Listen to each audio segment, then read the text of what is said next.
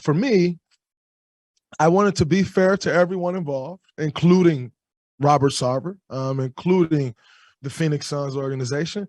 I think it was very important to be fair because, for me, I didn't like ultimately Robert Sarver, he didn't really have an impact or effect on anything that I'm doing, and so and sharing my opinion, it was just that it was my opinion on, and it was my thoughts on the subject or the topic or however you may see fit. It was my opinion, and then just some thoughts that I thought should take place. Thoughts of some things that I thought should take place, and I was very happy to see that he was selling the team because I think that's right. When you look at some of the things that people has gotten in trouble over, I think that falls under the same boat. And we're all a part of this league, and no one person is bigger than the league. And that if that goes for us as players, that goes across the board. We're still all a part of the league, no matter what level you're at. Draymond, Ron Krojcik from the San Francisco Chronicle. More of a basketball question, if I can. Steve talked the other day about managing minutes for Steph and Draymond and you and Klay. And obviously that's happened in the past couple of years. But I'm just curious, going forward, and particularly with Steph, who's a couple years older than you and Klay, how that looks, how that feels, how important that is. I mean, he obviously showed very few signs of age last year. But going forward, how important is that going to be for him and all three of you? I think it's very important because you want it to last as long as possible. And in doing that, I think one of the things that has been incredible here over the last few years and continues to grow is the trust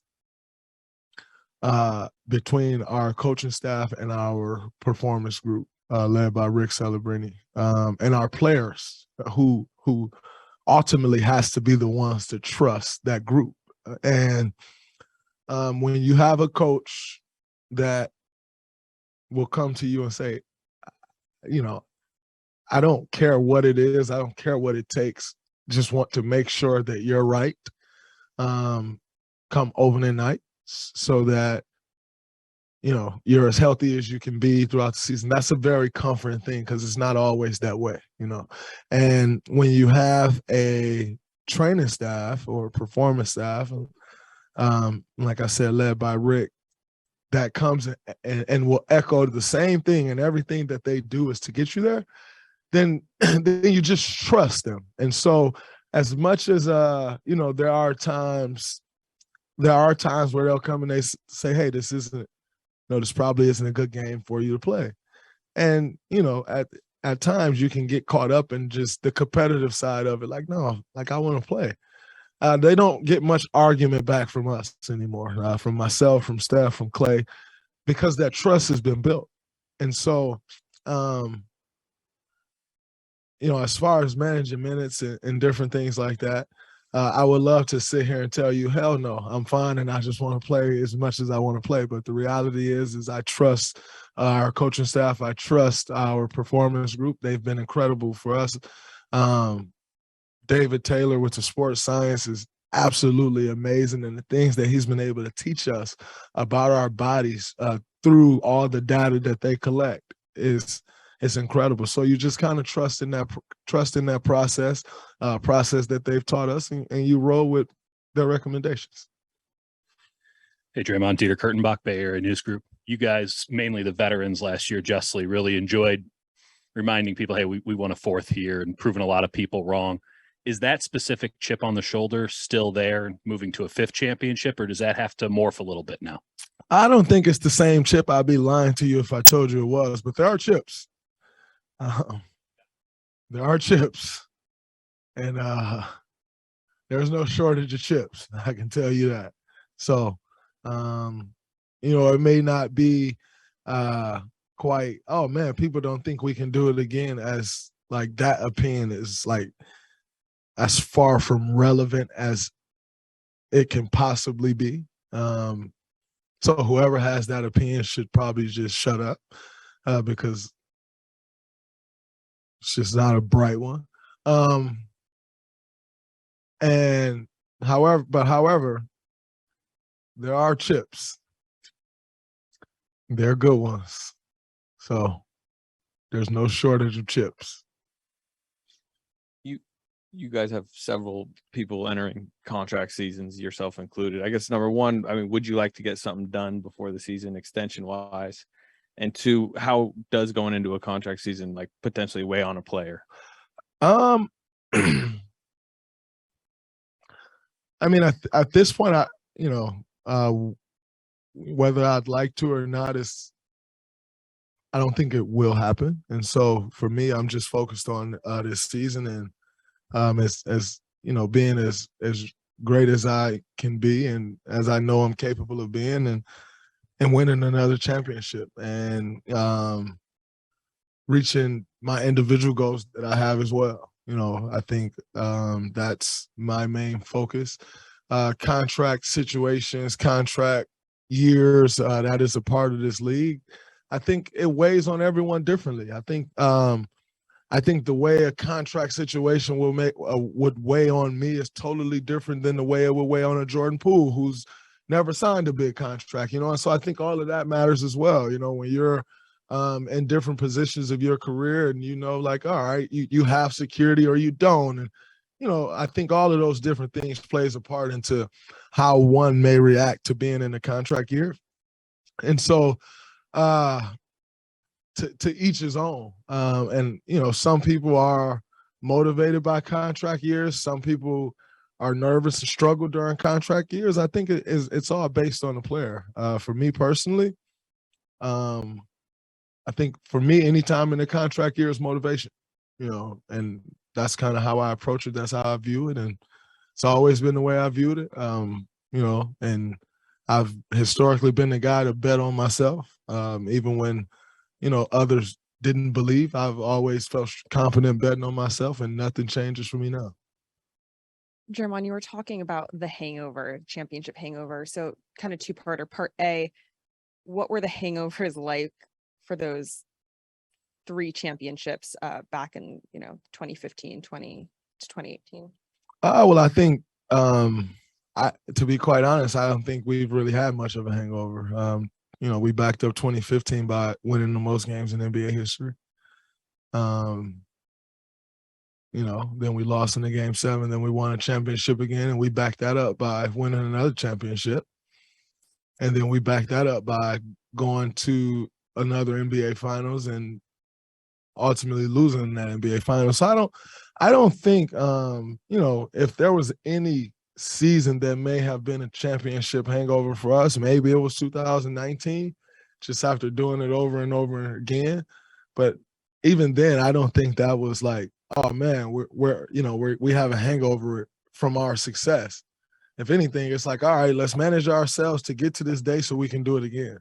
And so I don't really think we've experienced much of that, but it does happen. And you have to, in order for it not to happen to you, you have to be aware of it and know that it is possible and then do the things necessary that it takes so you don't go through it. Yeah, that was kind of like my part B of the question is, you guys talked so much about how this past championship felt different because of what you guys have gone through.